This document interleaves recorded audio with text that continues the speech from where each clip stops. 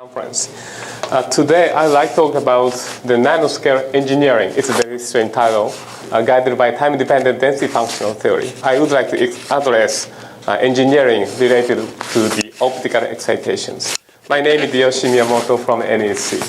First of all, I would like to acknowledge the couple of people and facility of the Japanese national project and the supercomputer center in the Earth Simulator and Tsukuba University. Also, I would like to acknowledge my collaborators, Professor Tomanek, Zhang, and Scheffler, and Dr. Yun. Here is the outline of my talk. I would like to address, we sometimes go beyond conventional perturbation theory when we consider optical excitation, especially in some particular applications. And we would like to address the usefulness of the computational methods based on the time-dependent density functional theory in which we propagate electron in real-time axis combined with molecular dynamics. I would like to show two applications. One is we can make a monolayer graphene just by laser, but just by using femtosecond laser without any chemical additional material. And second application, maybe we can design photovoltaic material just from the simulation. Then I summarize. So everybody in optical transition, everybody learn optical transition is like this picture. And if you are so smart, you don't have to really treat time-dependent Schrödinger equation. Instead, you can solve it as a perturbation theory by computing matrix elements. Why we can do it? Usually, it is assumed that optical electric field is not so strong. And we have a transition between the eigenstates. And usually we ignore the ionic motion throughout this optical excitation. And because of that, we can take a limit of time at infinite. It's a so-called adiabatic switching off. And then this kind of Helm-Gordon rule works. But when we consider these kind of applications, one is nanostructured fabrication of material using a femtosecond laser. This nice, beautiful photograph was taken by Professor Misawa at Hokkaido University. And another important application in this country, or maybe in many countries, solar cell application. Here's a famous company in Osaka area. They are a gas company, and now they are producing a solar cell. So you can understand why solar cell is so important. What's physics behind these applications?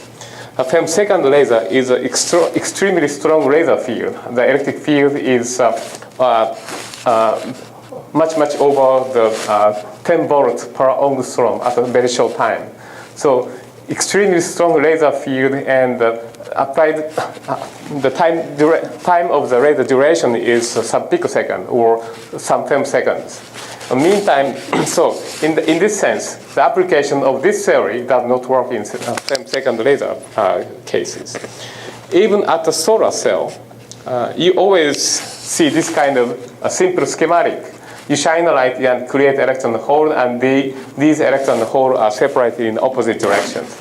That means excited carrier is no longer stay in the eigenstate. Otherwise, they cannot propagate to the opposite direction to the electrode.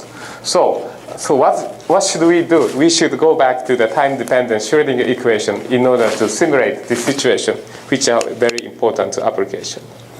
So I would like to show today TD LDA level of the simulation coupled with the classical molecular dynamics. Computational details are very similar to the conventional band structure calculation.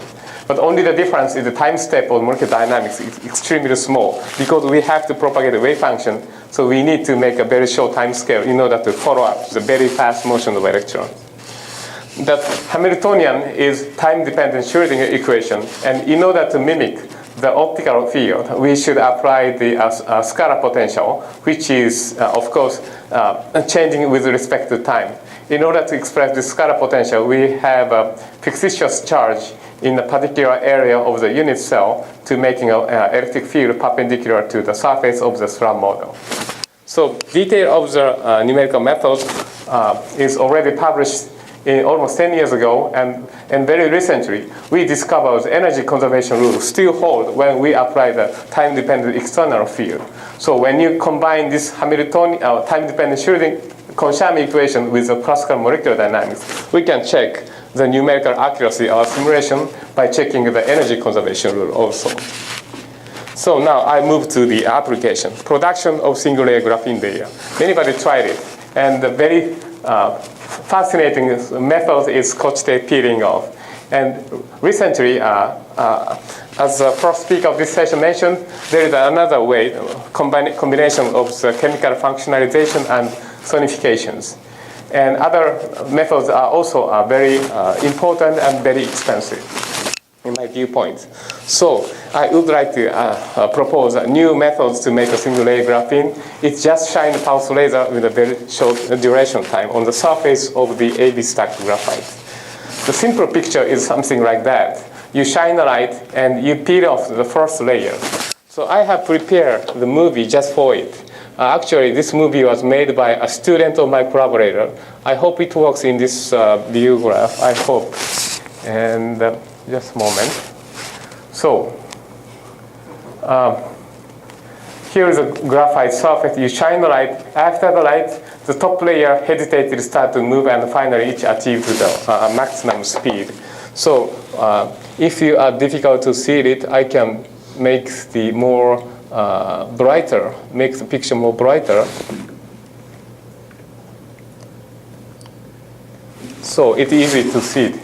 You flash a light, and after the light intensity decayed, the surface layer starts to move to exfoliate it. So this is what happened in simulations. And I would like to note the kinetic energy of first layer is very high in this particular condition of femtolasers shining. This is almost exceeding the 1 electron volt kinetic energy per atom. This is far beyond the order of the binding energy, so-called van der Waals type interactions. So if you look at this picture, some of the engineers may have an idea to make a mass production of graphene to fabricate this kind of machine combined with a femtosecond laser and automatic sliding of the substrate. So even though this might be an interesting idea, but we should think about more detail in the physics, what is behind it. This view graph is a time duration of the pulse laser intensity and corresponding change of the slab structure. This bar means a position of each AB stacked layer in the slab unit, slab model. Because of the periodic boundary condition, we have two surfaces. So when you shine a laser in this polarization, we have a top and bottom layer exfoliating. Interestingly, after almost decaying the pulse, then surface layer start to move. Some guy gave us a question, because some experimenters can make more compressed laser pulse. The duration time is very short. What happened? So in a calculation, we assume the same laser field intensity, but more compressed shape of the laser duration. What's happening is in the same intensity, but more compressed laser, even though the given energy from the laser field is smaller in these cases, however, the dynamics of the surface layer exfoliating from the bulk is much faster. This was which we did not expect before the calculation. So interestingly, sometimes it is not true. If you give too much energy, sometimes you fail to make really surface layer exfoliate. Instead, you break everything. And on the other hand, when you look at the bottom area, middle area of the slab, you see a tentative contraction of the interlayer distance. Indeed, tentative contraction of the interlayer distance was already reported experimentally by shining the femtosecond laser, and they observed the high time resolution change of the lattice distance by applying using electron beam diffraction patterns. So unfortunately, these experiments did not care about what's happening on the surface. So I am asking these people, now please recheck it and what's happening on the surface. Maybe they are exfoliating the surface layer, but they did not realize. This is our opinions.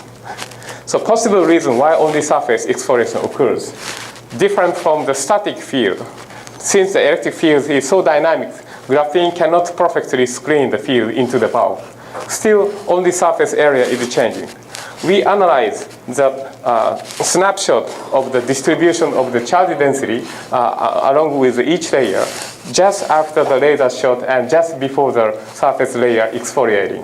What's happening is when we partially integrated the charge density in a particular region, we found the electron redistribution is non-uniform. Only top and second layer are positively charged, which it makes a more dynamical repelling force to exfoliating surface layer only. On the other hand, the second and third layer are attracting to each other. So Coulomb potential can explain that. So in the remaining 5 minutes, I would like to go to another application which is very important. How to design the photovoltaic materials.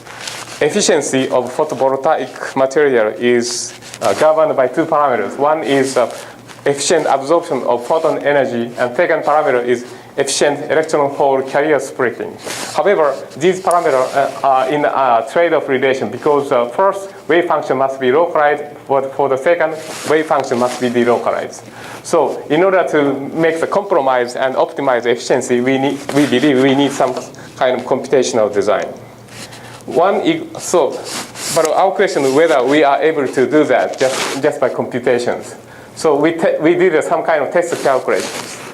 Here is a polarized surface of 3C silicon carbide designed in the computer, and we apply the alternating electric field in a resonance excitation energy of 6 electron volt. Then we monitor the dipole moment of wave functions. What's happening in a dipole moment, it does follow the optical frequency. However, in addition to do that, the dipole moments show a drift towards the carbon side. So actually, we can, even after we switch off the electric field at this moment, the center of mass still remain more polarized to the carbon side at a certain period of time. So this is snapshot. So more electron are carbon side compared to the ground state and more hole on the silicon side. So the similar behavior is also be seen in organic material.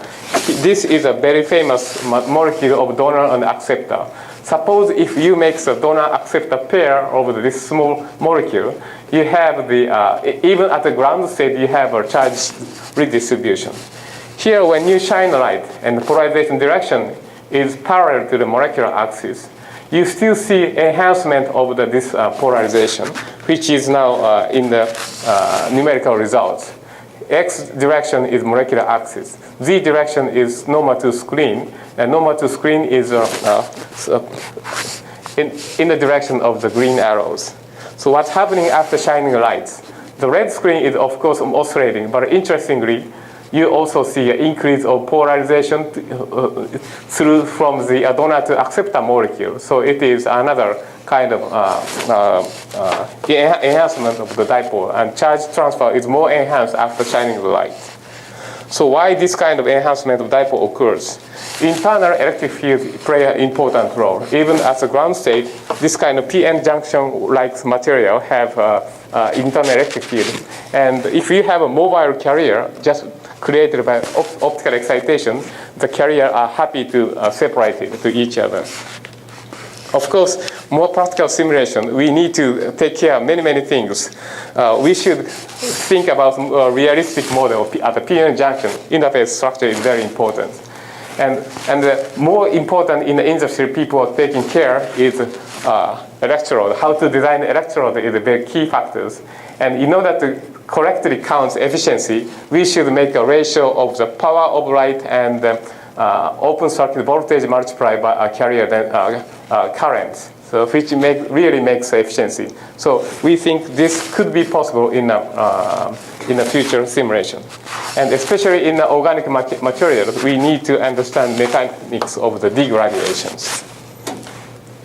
So now I would like to summarize. So going beyond the perturbation theory is really important to use our computational methods for real applications.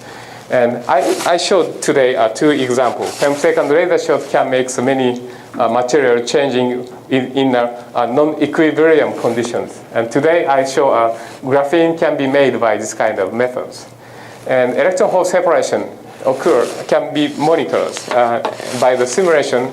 And this is elemental process of photovoltaic situations. I thank you very much for your kind attention.